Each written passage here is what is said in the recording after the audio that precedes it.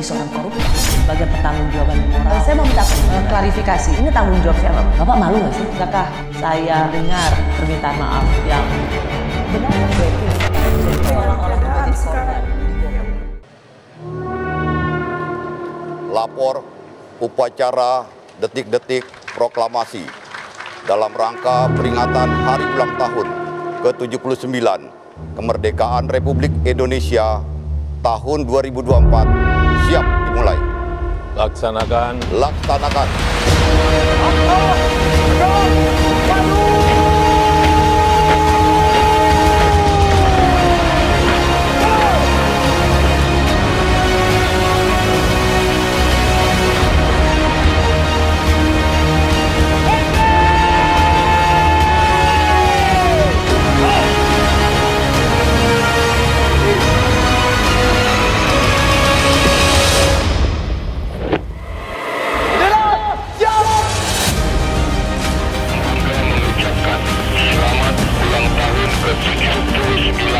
Kemerdekaan Republik Indonesia tahun 2024. Nusantara baru, Indonesia maju. Salam Swabuana Paksa. Merdeka.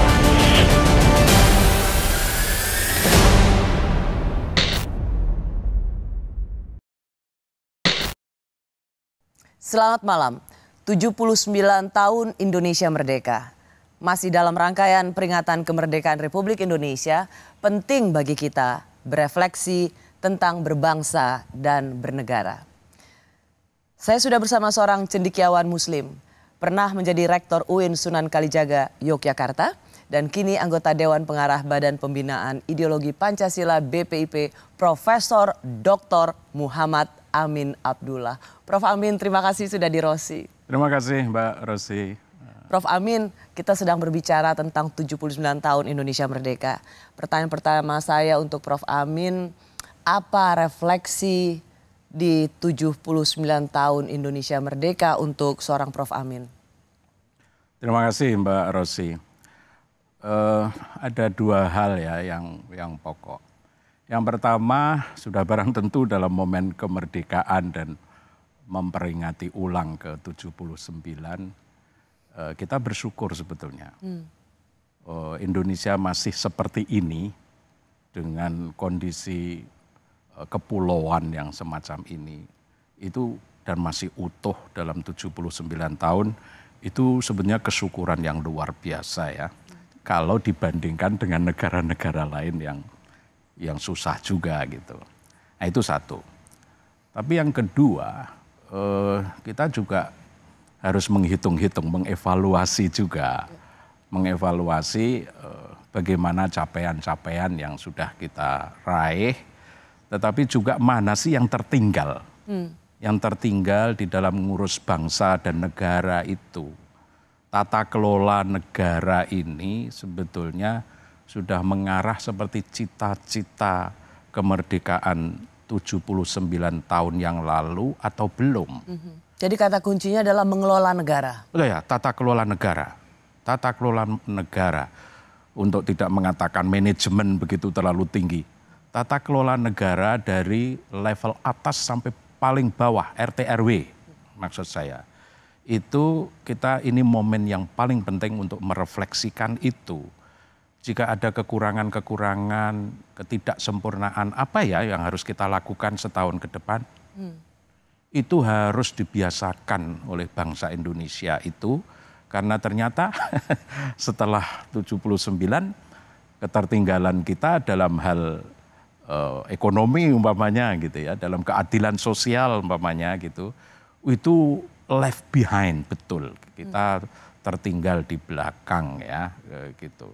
Keadilan sosial, ekonomi itu tadi menjadi penting untuk direfleksikan, dicari solusi ke depan yang lebih baik seperti apa, nasib petani umpamanya begitu ya. Kelompok-kelompok marginal. Ya, kelompok-kelompok marginal. Prof. Amin, kalau misalnya kita berbicara soal memperingati kemerdekaan Indonesia, kita punya satu terobosan baru atau ada sesuatu yang baru dalam peringatan 17 Agustus tahun 2024 ini. Yaitu diperingati di dua istana. Biasa di Istana Jakarta dan kemudian ada istana di ibu kota Nusantara. Ini sejarah baru. Tetapi kita juga mendengar soal kata kolonialisme, bahwa istana di IKN itu karya anak bangsa, sesuatu yang harus kita acungi jempol. Ya, tapi juga kita mendengar meninggalkan istana Jakarta karena ini ada bau-bau kolonial. Bagaimana Prof. Amin mendudukan kata kolonial sebagai sesuatu yang memang harus kita tinggalkan? Kolonial di situ ya sebetulnya maknanya bukan fisik begitu ya, dalam arti gedung atau apa rumah atau, tetapi kolonial yang harus ditinggalkan itu kan mentalitas sebetulnya. Cara berpikir yang ya tidak merakyat, tidak peduli kepada rakyat umpamanya gitu, tetapi agak represif umpamanya begitu. Itulah kolonial yang itulah sesungguhnya. Kolonial yang sesungguhnya begitu. Intimidatif gitu, itu yang harus ditinggalkan sebetulnya. Apapun situasi yang kita hadapi, kita nggak boleh menggunakan cara-cara semacam itu. Karena itu kolonial. Kolonial itu yang represif, intimidatif begitu kan, gitu. Nah, kalau kita setelah merdeka juga kadang tergelincir ke situ, nah itu yang harus dikoreksi gitu. Jadi sebetulnya kata-kata kolonial itu kalau saya melihat cara tata kelola lagi juga ya, selain Jadi kolonialisme itu sesungguhnya ada di watak. Di watak, perilaku. ya, perilaku, karakter. Itu yang harus ditinggalkan. Itu yang harus ditinggalkan. Kalau gedung yang berbau kolonialisme, apakah memang itu menjadi sejarah yang harus kita abaikan atau kita putuskan hubungan dengan gedung sejarah kolonialisme? Tidak bisa. Karena apa? Ya gedung itu kan fisik dan itu adalah proses sejarah bangsa Indonesia. Bahwa kita pernah di bawah penjajah kolonialisme 300 tahun. Yes, it is a part of us. It is a part of us, begitu kan. Dan ya otomatis yang jelek-jelek memang harus dinyahkan gitu ya. Tetapi yang baik-baik, sistem-sistem yang baik seperti pendidikan, penelitian yang luar biasa di dalam keilmuan, bagaimana dulu ITB. Itu adalah peninggalan kolonialisme. Itu juga yang peninggalan kolonialisme. Masih penting diteruskan. Masih terus diteruskan. Kalau tidak, apalagi kalau semuanya dilempar lalu kita tidak suka pada ilmu pengetahuan umpamanya, ya itu saya kira salah kita memahami itu tadi ya, kata-kata itu. Karena ada hal-hal yang baik juga gitu ya. Bagaimana, saya selalu melihat, memberi contoh begini Mbak Rosi. Sistem perbankan, terlalu ada juga sistem sekolah. Itu juga warisan-warisan lama kan, tapi kan kita teruskan karena memang bagus, gitu kan. Jadi bukan jadi harus adil gitu loh melihat sejarah itu. Prof. Amin mendudukan sejarah kolonialisme itu agar generasi muda juga jangan salah tangkap. Bukan berarti bangunan yang identik dengan kolonialisme itu harus kita tinggalkan. Justru sebenarnya Prof. Amin kalau kita datang ke negara-negara maju, bagaimana mereka preserve atau mereka tetap melestarikan gedung-gedung ratusan tahun lamanya, itu sebagai memori kolektif terhadap sejarah peradaban. Jadi kalau saya mau minta Prof. Amin untuk mempertajam lagi, jadi bagaimana mendudukan sejarah kolonialisme bagi generasi muda supaya kita jangan salah tangkap dan berpikir picik. Iya benar, itu saya kira problem baru kita sekarang itu ya. Tapi memang harus direnungkan dari waktu ke waktu ya. Tentang hal-hal yang kolonialisme dalam arti mentality itu yang memang harus dienyahkan. Tadi ya yang saya sebut intimidatif, represif, diskriminatif begitu ya dalam hal ekonomi, dalam budaya, dalam hal agama, macam-macam lah itu yang memang harus dijauhkan. Tetapi hal-hal yang sifatnya positif, ya khususnya di dalam hal ilmu pengetahuan, peradaban in general, saya kira itu kita harus merengkuh juga, wong itu bagian dari sejarah. Ya. Kita nggak bisa dong kemudian nanti pindah ke IKN lalu Istana Merdeka Selatan ini lalu lalu dibongkar gitu. Oh itu kan cagar budaya. Ya. Dan itu banyak cagar budaya di tanah air. Penting sebenarnya bagi para pemimpin untuk mengetahui hal seperti ini supaya generasi muda tidak terjebak pada kata kolonialisme yang kemudian dipersempit dan kemudian tidak mengetahui makna sebenarnya. Karena jadi saya teringat apa yang pernah dikatakan oleh Buya Safi Ma'arif. Jadi pemimpin itu sangat berat tapi mulia dan menantang. Pelajari riwayat pendiri negara agar tahu kenapa bangsa dan negara kita merdeka. Rasanya ucapan Buya Safi Ma'arif ini masih sangat relevan untuk diingat kembali pada saat perayaan 79 tahun Indonesia merdeka. Kita perlu menengok kembali apa yang sudah dilakukan sejarah bangsa ini sehingga kita tahu mengapa kita merdeka. Saya sepenuhnya setuju dengan Buya itu. Ya Indonesia merdeka dengan seperti ini itu kan jasa luar biasa para founding parents kita kan sebetulnya. Bukan founding fathers tapi founding parents kita. Betul. Karena para perempuan juga ikut. Para perempuan juga untuk mendirikan bangsa ini. Iya, itu juga harus diakui. Ada empat peristiwa penting yang itu membuat mentalitas orang Indonesia harus meneladani mereka. Ya kan? Pertama, peristiwa sidang BPUPK dari 29 Mei sampai 1 Juni. Luar biasa itu. Yang kedua, peristiwa 22 Juni 1945. Apa yang terjadi di situ? Bagaimana musyawarah itu dilakukan? Bagaimana masing-masing membuka diri, lalu berdialog, lalu mengambil keputusan. Yang ketiga, 17 Agustus itu sendiri. Bagaimana memproklamasikan Indonesia merdeka. Itu generasi siapapun di Indonesia harus tahu itu. Kapanpun juga. Yang keempat, bagaimana Undang-Undang Dasar itu dibentuk 18 Agustus 1945. Dan masing-masing itu unik. Gitu. Masing-masing itu unik dan di situ ada character building sebetulnya.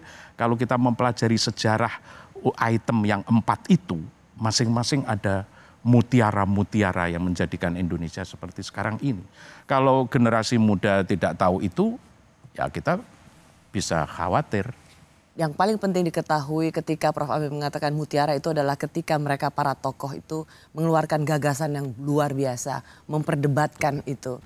Nah pertanyaannya Prof, 79 tahun Indonesia merdeka, masihkah kita memiliki para tokoh dengan gagasan besar untuk Indonesia?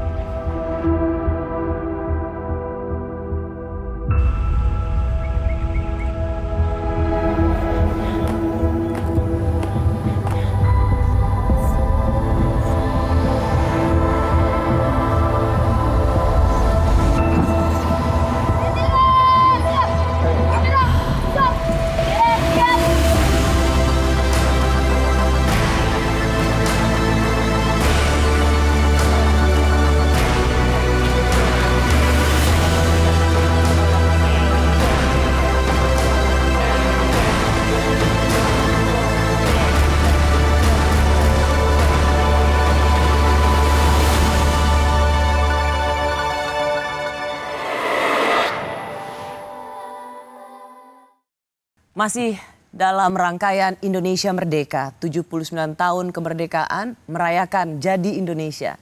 Saya bersama seorang yang dikenal sebagai cendekiawan muslim yang pernah menjadi wakil ketua PP Muhammadiyah, penulis buku Falsafah Kalam di era postmodern dan kini anggota Dewan Pengarah BPIP, Profesor Dr. Muhammad Amin Abdullah. Prof. Amin, sebelum kita jeda, Prof. Amin mengatakan bagaimana dulu ada 4 peristiwa bersejarah dan di situ ada mutiara-mutiara. Saya ingin melengkapi kata mutiara itu karena mereka para tokoh yang mengeluarkan gagasan besar, berdebat, berpikir kritis sehingga kita sampai pada kehidupan berbangsa dan bernegara sampai saat ini. Tahun ini adalah tahun politik. Kita juga mendengar perdebatan soal politik. pertanyaan saya pada Prof. Amin, apakah perdebatan politik 79 tahun lalu, bagaimana menjadikan Indonesia, itu sama kualitasnya dengan perdebatan politik di 2024 ini setelah 79 tahun Indonesia merdeka? Tokoh-tokoh dulu itu sebetulnya bacaannya kan kuat. Literaturnya kuat sekali itu. Ya, Insinyur Soekarno sendiri dia sebagai arsitek, tapi buku-buku politik apa yang dia tidak baca? Ya. Itu luar biasa. Dan saya meragukan yang sekarang, gitu loh. Belum lagi saya menyebut Bung Hatta dan yang lain-lain ya, dan yang lain-lain. Itu bacaannya kan luar biasa. Dan itulah mutiara sebetulnya. Jadi mutiara itu tidak hanya sekedar ujuk-ujuk datang begitu, tetapi dia terbentuk karena pengalaman, karena bacaan, karena perjumpaan-perjumpaan yang luar biasa, lalu menjadilah mereka menjadi utuh dan mature gitu ya, menjadi dewasa begitu. Mengapa itu tidak kita temukan sekarang, Prof. Amin? Nah itulah mungkin karena sudah perubahan sosialnya luar biasa ya, perubahan sosial, ekonomi dan lain sebagainya. Kemudian mungkin pendirian partai yang kemudian tidak ada ideologinya umpamanya begitu. Itu juga bagian kan untuk tidak bisa tajam di dalam lalu pragmatisme itu gitu ya. Jadi tidak memikirkan bagaimana sih mensejahterakan rakyat, bagaimana sih mencerdaskan bangsa. Itu kan pertanyaan selamanya itu. Dan semua partai politik harus itu dua kata itu sebetulnya. Apakah itu yang menjadi jawaban atau penjelasan mengapa partai-partai politik sekarang tidak seperti partai politik puluhan tahun silam sebelum Indonesia merdeka atau setelah Indonesia merdeka? Partai politik itu tempat kelompok cerdik cendekiawan. Betul. Kelompok-kelompok pemikir. Ya. Kenapa itu tidak bisa kita temukan lagi? Mengapa sekarang partai politik bukan lagi tempat kelompok intelektual? Ya memang sistemnya sudah berubah, tetapi ya kalaupun perubahan itu mengarah ke yang buruk, ya harus diperbaiki dong. Mestinya kan begitu.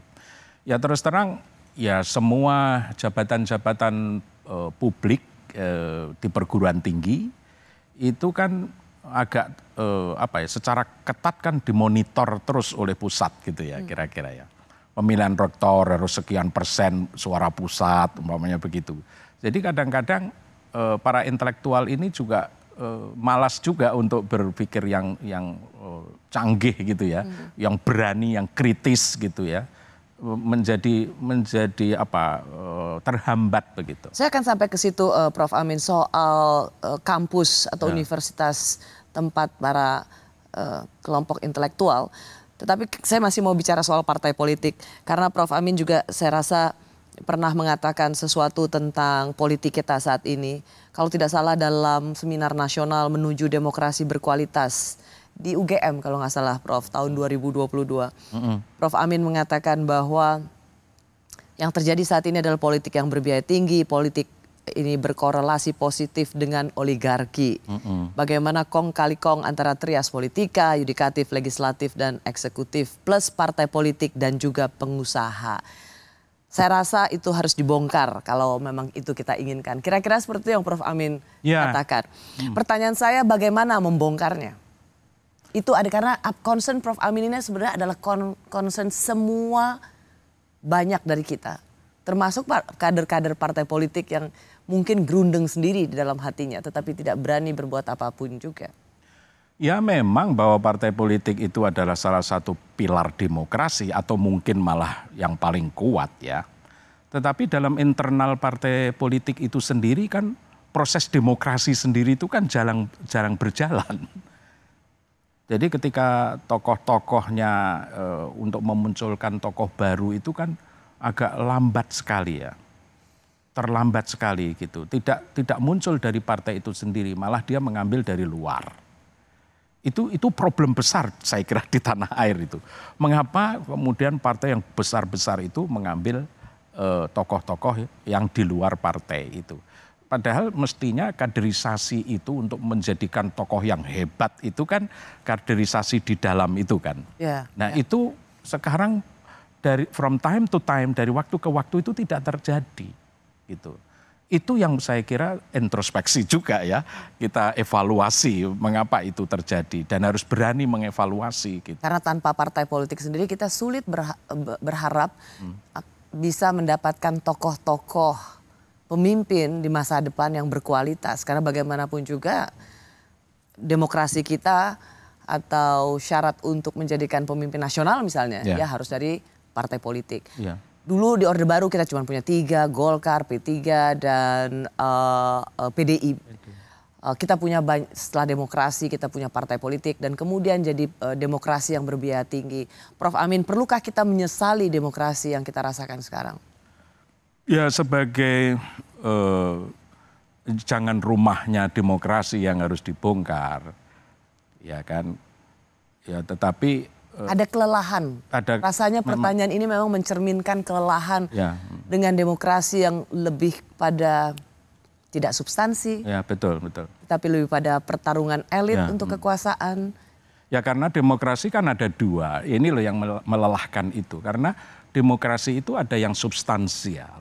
Nilai-nilai yang harus kita perjuangkan itu. Dan juga prosedural gitu loh. Nah yang terjadi di Indonesia itu prosedural. Ya memenuhi pemilu, pilkada, begitu kan kira-kira. Tetapi substansi dari demokrasi itu apa, itu agak tertinggal gitu. Padahal sebetulnya demokrasi itu yang harus diperjuangkan partai-partai itu kan substansinya itu. Ya mensejahterakan rakyat tadi saya bilang. Ada mencerdaskan bangsa, mensejahterakan itu yang ada di Undang-Undang Dasar kan itu. Nah apakah betul kita sudah sejahtera? Itu yang harus lalu memunculkan tokoh-tokoh hebat yang bisa berpikir di situ gitu kan. Dan itu kadernya hanya di partai-partai itu gitu. Nah maka ya ini juga evaluasi lah apakah partai-partai itu cara bekerjanya akan seperti itu ke depan. Prof. Amin di BPIP, apakah perlu juga BPIP mencoba mencari alternatif atau format demokrasi bagi Indonesia? Atau biar demokrasi mencari jalannya sendiri? Ya bisa dua-duanya.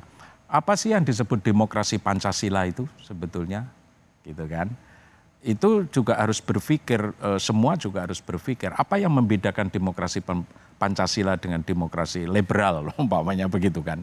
Nah itu memang harus ada pemikir-pemikir hebat dari kalangan cendekiawan juga, civil society dan juga orang-orang partai sendiri. Nah kalau ada 3 komponen itu yang kemudian dia beradu argumentasi, ya mungkin akan keluar, akan muncul lah apa namanya solusi-solusi bagaimana solving the problem yang kok partai sekarang kok menjadi semacam ini. Apa tadi Mbak Rosi mengingatkan apa yang saya sampaikan di UGM tentang money politik, itu. Money politik seperti kemudian ada oligarki, saya kira itu real ya, real di dalam masyarakat. Maka jangan dibiarkan itu terus berjalan, tapi harus dikoreksi from time to time. Prof. Amin, tahun ini adalah tahun politik, sebentar lagi juga kita akan menghadapi pilkada. Ada sesuatu memang saya ingin mencoba untuk mengatakan ini bahwa memang pilkada ini ada gerakan misalnya dari koalisi Indonesia Maju bersama partai politik lainnya, ada konsolidasi demokrasi supaya suara atau kepemimpinan pusat dan kebijakannya itu juga satu jalan di daerah. Ini dianggap penting untuk bisa mempercepat pembangunan, menjalankan kebijakan-kebijakan di pusat yang sama dengan di daerah. Apakah menurut Prof. Amin ini memang sebuah bentuk konsolidasi demokrasi yang kita butuhkan saat ini, bahwa tanpa menghilangkan demokrasi tetapi ada pembangunan dan kebijakan publik yang bisa dijalankan tanpa keributan seperti biasa atau tanpa hambatan oposisi? Hanya waktu yang akan menjawab itu sebetulnya. Ini kan eksperimen baru selama Republik ini ada. 79 tahun itu belum pernah ada pilkada serentak begitu kan. Kalau pemilu sudah sering, tapi pilkada serentak itu baru kali ini kan.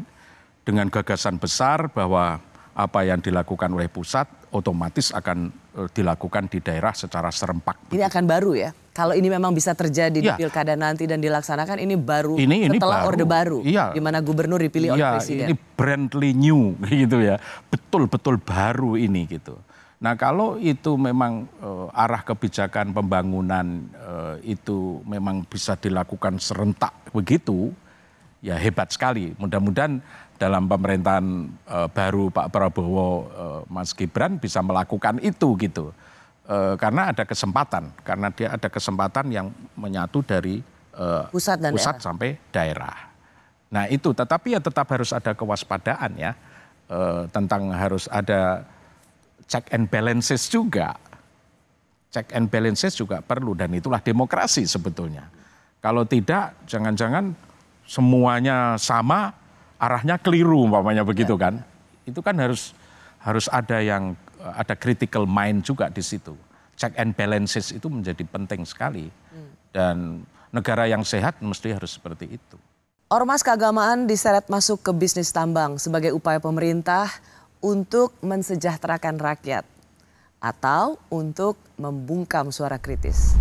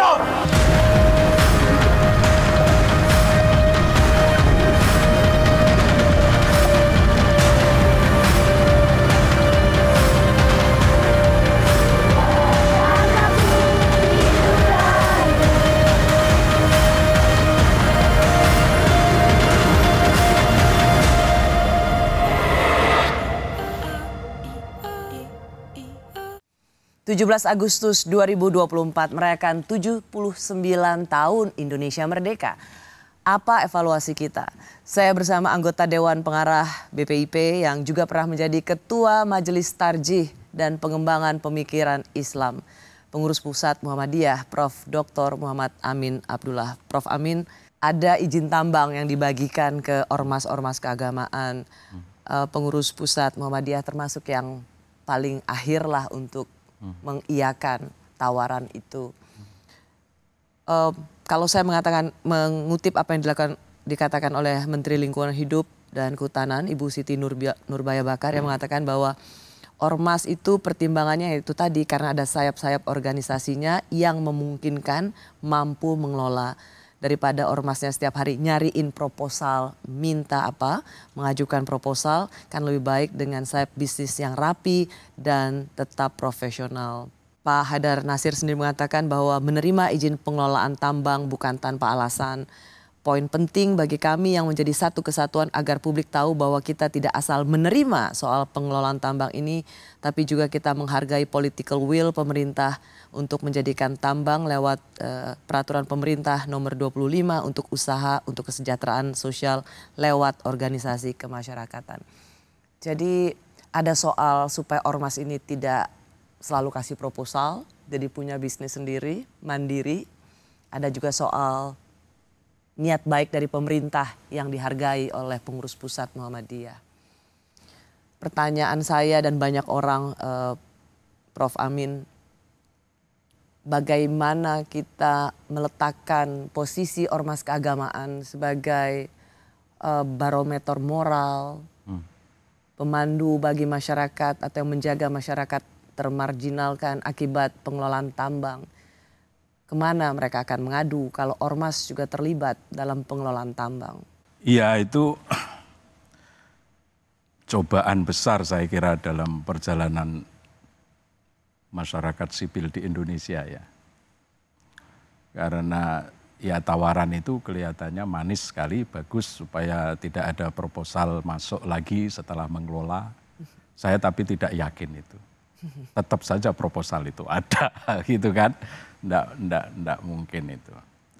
Tetapi ini memang godaan betul, apakah civil society, organisasi masyarakat ini akan masih terjamin independen dan otonom atau tidak.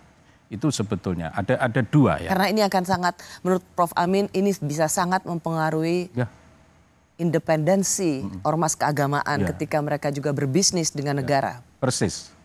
Jangan-jangan nanti saling mengunci.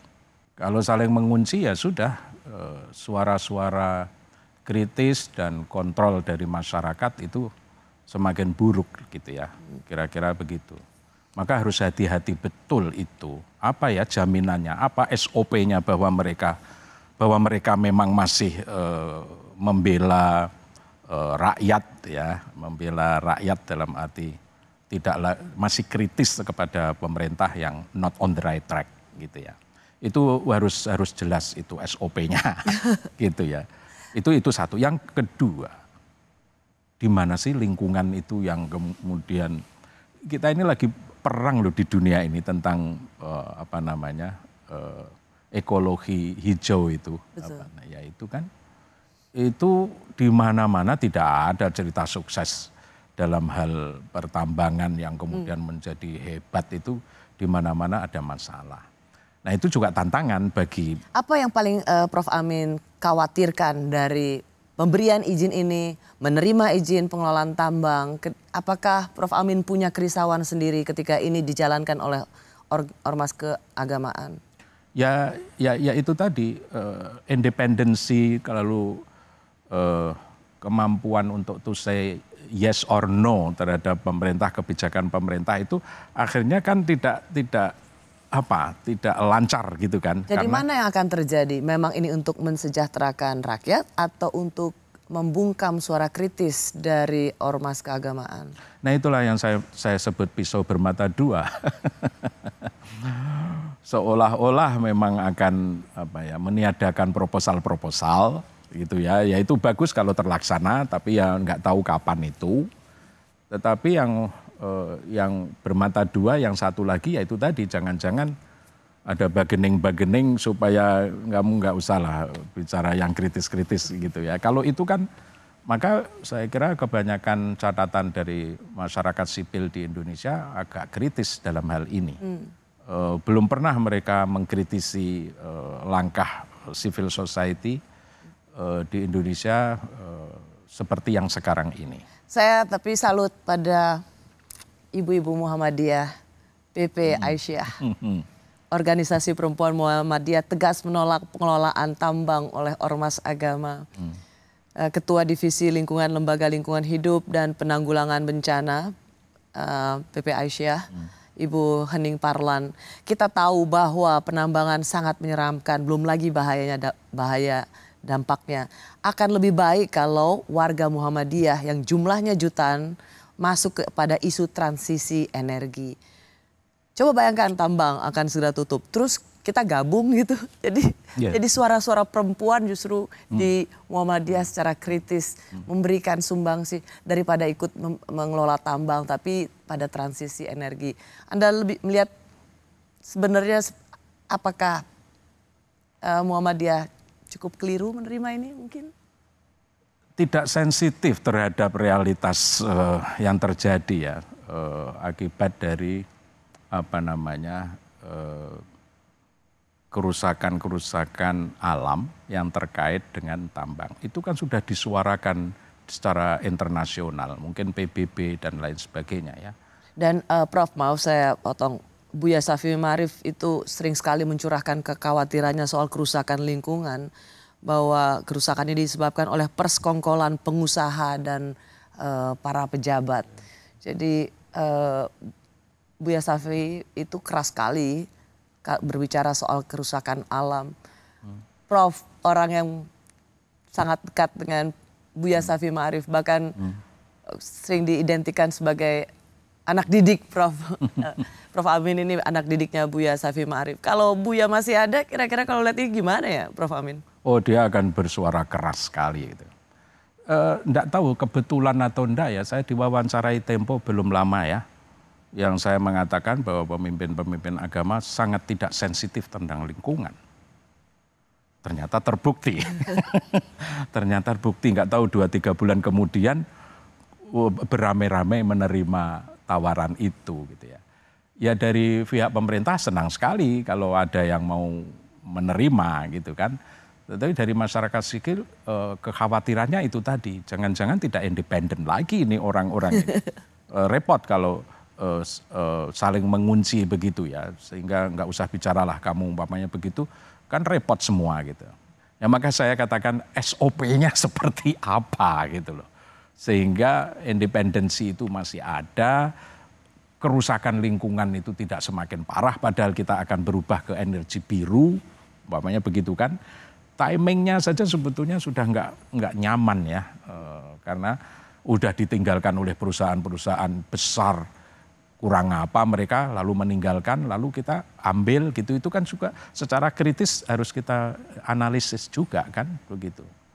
Ya mudah-mudahan nggak tahu ke depan, saya hanya itu tadi harus ada SOP yang jelas. Kalau enggak dia akan seperti perusahaan-perusahaan besar itu. Dan sayang nama besar ormas keagamaan yang menjadi tumpuan harapan banyak masyarakat Indonesia sebagai tempat pengadu, pembela kelompok-kelompok marginal.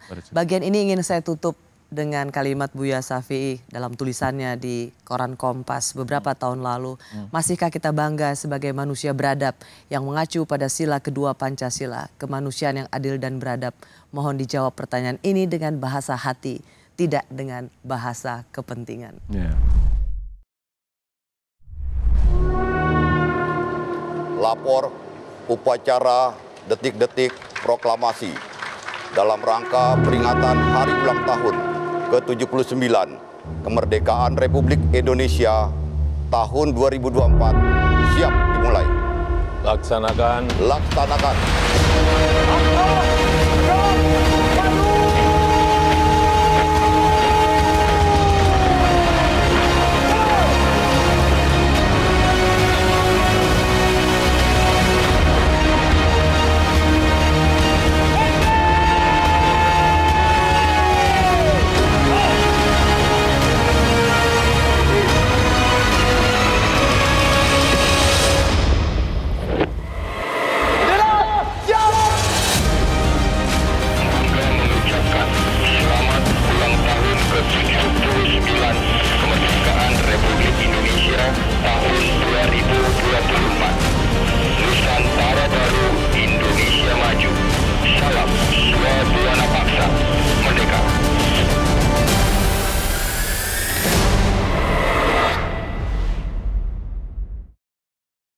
Memperingati 79 tahun kemerdekaan Indonesia, apa upaya untuk merawat kebangsaan?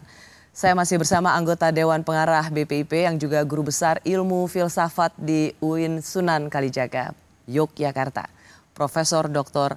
Amin Abdullah. Prof. Amin ini dikenal sebagai santri yang jadi rektor, rektor yang pernah nyanti. Yeah. Prof. Amin pernah jadi rektor. Ada apa dengan kampus-kampus kita? Banyak pertanyaan saat ini bahwa lesunya kelompok cendekiawan karena tidak ada lagi kita lihat cendekiawan yang bersuara kritis. Ada apa dengan kelompok pemikir cendekiawan kita saat ini, Prof? Ya banyak faktor ya, Mbak Rosi ya. Ya sistem pemilihan rektor saja kan sudah tidak bisa kita bayangkan sedemokratis dulu kan. Ya memang di situ dipilih oleh Senat gitu kan kira-kira. Tetapi kan kemudian dikirim ke pusat, lalu ada pansel. Dari pansel itu menentukan nanti 3. Nah 3 itu kan kemudian dipilih oleh menteri gitu. Begitulah mau di Kementerian Agama, mau di Kemenristek Dikbud gitu, itu sama. Coba gradasi itu aja dari level bawah ke tengah sampai atas itu kan sudah melewati apa yang disebut demokrasi itu kan. Ya. Jadi hampir-hampir tidak akan terpilih rektor yang genuine ya. Karena hanya akan menjadi perpanjangan tangan pemerintah. Persis seperti itu. Maka tidak ada suara-suara kayak tahun 98 dulu gitu kan. Forum rektor. Forum rektor. Ya ini ada forum rektor, tetapi mereka ya ketakutan juga, gitu ya. Ada ketakutan. Maka Apa takut apa, Prof? ya bisa dicopot. Ingat kasus Surabaya tentang dekan yang menyuarakan berbeda lalu dicopot umpamanya. Ya. Itu pada level ada contoh lah gitu ya. Kemudian yang lain-lain saya kira ya begitu. Jadi mereka ya lebih baik diam lah begitu kira-kira. Nah di situ saya kira perlu Indonesia untuk membangkitkan kembali intelektual publik, intelektual organik gitu. Itu saya kira penting ya, jangan hanya menikmati birokrasinya, tetapi bagaimana kaitannya dengan nasib rakyat ya pada umumnya, nasib generasi muda dan lain sebagainya itu seperti apa. Jadi harus ada creative mind yang berani menyuarakan kembali dan berpihaknya itu kepada rakyat-rakyat kecil yang masih tertinggal. Itu saya kira ada masih 25 juta orang yang tertinggal gitu pada 79 tahun. Itu loh refleksi, evaluasi yang harus kita lakukan seperti itu. Bagaimana mengangkat mereka tadi ya, mensejahterakan rakyat itu kan bagian dari deklarasi independence kita kan itu sebetulnya. Kita pernah punya tokoh-tokoh pemikir cendekiawan yang sangat kritis. Itu yang juga harus kita ingatkan kembali di 79 tahun Indonesia Merdeka. Kemana mereka? Kemana suara-suara kritis di kampus? Karena idealnya adalah kelompok cendekiawan yang kritis, masyarakat yang sudah memahami demokrasi yang berkualitas, serta penyelenggara negara yang memahami etika. Itu sesungguhnya ideal. Tetapi apakah itu sesuatu yang utopis dalam peringatan 79 tahun Indonesia Merdeka, Prof. Amin? ya itu dilemanya itu. Jadi bagaimana menghubungkan kalau Paul Ricoeur itu antara ideologi dan utopia. Nah di situ ideologi itu cita-cita besar kebangsaan, gagasan, pikiran-pikiran besar tadi untuk mensejahterakan, untuk mencerdaskan. Tapi utopia ketika prakteknya sebaliknya, gitu. Lalu mereka merasa nyaman ya, dalam zona nyaman. Kalau sudah masing-masing merasa di dalam zona nyaman, bagaimana mau memperbaiki keadaan kan? Nah di situ saya kira kita menghimbau kembali lah, mengajak kembali bagaimana para intelektual perguruan tinggi maupun yang ada di civil society untuk bangkit kembali. Bahwa masih banyak yang tertinggal sila kelima itu, keadilan sosial bagi seluruh rakyat Indonesia. Kita selalu ingat, Buya Syafi'i selalu mengatakan bahwa sila kelima adalah sila yang paling yatim piatu. Yatim piatu, sila kelima yatim piatu. Ya mungkin bagi penyelenggara negara mungkin tidak mau dikatakan begitu, tapi faktanya begitu. Prof. Amin di BPIP, apa yang bisa dilakukan BPIP? Bisa apa? Nah itulah saya kira dalam 3 bulan ke depan saya dan teman-teman akan menggugah kembali hati nurani tadi itu. Keprihatinan yang mendalam dalam memperingati 79 tahun kemerdekaan kita adalah rapuhnya, runtuhnya etika penyelenggara negara. Saya nggak usah ngasih contoh lah. Kalau budaya Jawa kan selalu ya hati-hati. Ada 3 itu kan, bisa harta, bisa kekuasaan. Mohon maaf ini nggak enak menyebutnya, bisa perempuan dan lain sebagainya. Tapi saya nggak nyaman menyebutnya itu. Tapi di dalam tradisi Jawa selalu disebut itu.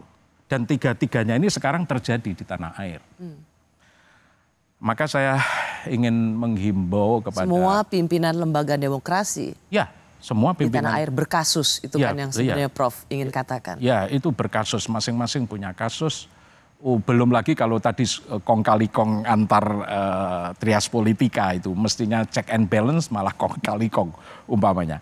Itu kan harus harus diingatkan kembali lah supaya kita we are going on the right track begitu. Itu harus ada memang yang berani menyampaikan itu, dan itulah yang disebut intelektual organik. Nah, BPIP ke depan dalam waktu 3 bulan akan mengundang tokoh-tokoh baik yang di pusat maupun di lokal daerah untuk menyuarakan itu. Mungkin mereka punya ide-ide yang genuine, mari kita dengar ya secara tulus bagaimana what went wrong sebetulnya. Apa yang salah toh sebetulnya ini. Karena kalau kita tadi Prof sempat mengatakan pada saya ada 79 lembaga kajian think tank yang sebenarnya menggunakan kata Pancasila. Artinya begitu banyak lembaga ini didirikan untuk kembali menyegarkan ingatan kita pada Pancasila. Pada nilai-nilai berbangsa, bernegara. Tadi Prof menebalkan sekali lagi tentang pentingnya kita mengoreksi beretika, oleh para penyelenggara negara. Jadi Prof, apakah kita bisa dalam rangka 79 tahun Indonesia Merdeka ini, pada tahun depan saya bicara dengan Prof Amin, kita sudah mendengar lagi suara-suara kelompok cendekiawan yang mampu mengawal nilai kebangsaan kita, yang mengingatkan kembali penyelenggara negara untuk berkuasa, memerintah dengan pedoman etik dan moral. Ya BPIP dengan yang lain ya, BPIP sendiri ya tidak mungkin lah itu mengerjakan itu. Dengan yang lain-lain memang harus meng-highlight pentingnya ini gitu ya. Tetapi juga pusat-pusat studi Pancasila yang ada di perguruan tinggi yang mungkin jumlahnya 75, 76, mari kita bicara apa adanya. Jangan hanya normatif saja bicara tentang Pancasila, tetapi bagaimana realita Pancasila dalam laku, Pancasila dalam perilaku, itu yang lebih penting sebetulnya. Pancasila dalam tindakan, itu kan nanti bisa terukur, ada indeksnya kan. Kalau memang dilakukan lalu ada indeksnya gitu. Nah itu harus digerakkan ini, menjadi gerakan nasional lah gitu ya kira-kira. Menjadi gerakan nasional yang menggugah semua orang. Oh iya ya, memang ada something yang memang belum terpenuhi setelah merdeka ini. Gitu. Saya ingin mengutip kembali Buya Shafie Ma'arif sebagai akhir dari diskusi kita malam hari ini, Prof Amin. Saya mengambil kalimat belakangnya bahwa jiwa saya berontak melihat kondisi seperti ini, kata Buya Shafie Ma'arif. Tetapi awalnya juga ya Buya mengatakan, saya tidak pernah menyesal jadi orang Indonesia. Ya. Semoga berontaknya jiwa Buya Shafie Ma'arif juga menjadi pemberontakan gagasan dan pemikiran kita untuk memperbaiki bangsa dan negara Indonesia. Prof Amin, terima kasih. Terima kasih. Tahun depan dalam perayaan ke-80 tahun kita sudah melihat arah bangsa ini berjalan lebih baik. Lebih baik. Ya. Sekali lagi terima kasih Prof Amin. Terima kasih Mbak Rosi. Ya. Terima kasih bagi Anda yang sudah menyaksikan Rosi. Sampai jumpa Kamis depan, tetaplah di Kompas TV, independen, terpercaya.